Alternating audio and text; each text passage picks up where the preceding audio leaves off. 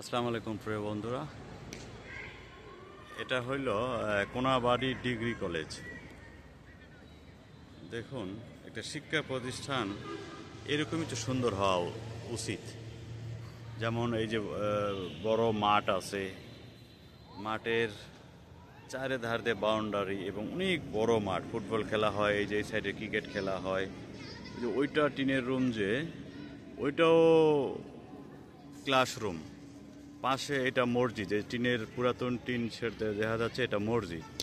আর এই যে পাশ থেকে যে শুরু, পাশ থেকে এই যে এখান থেকে এটা কিন্তু সব ক্লাসরুম। এগুলো সব ক্লাসরুম, এগুলো সব ক্লাসরুম। আর এই যে কলেজ, এটা হলো কলেজের পরের নতুন ভবন করা হয়েছে।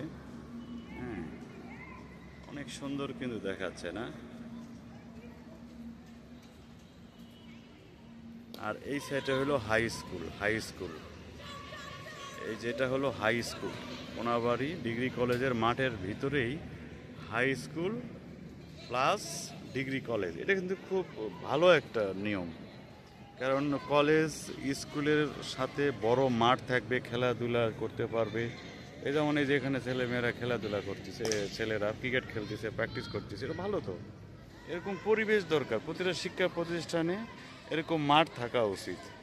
তা না হলে ওর কী শিক্ষা প্রতিষ্ঠান, ঘরে ঘরে শিক্ষা প্রতিষ্ঠান দিয়ে বসে থাকলে কি আর ছেলে মেয়ে ওই রকমভাবে মানুষ হবে, বেড়ে উঠবে? না, এরকম শিক্ষা প্রতিষ্ঠানের সাথে মাঠ দরকার। মাঠ ছাড়া কোনো শিক্ষা প্রতিষ্ঠান অনুমোদন দেওয়াই ঠিক না।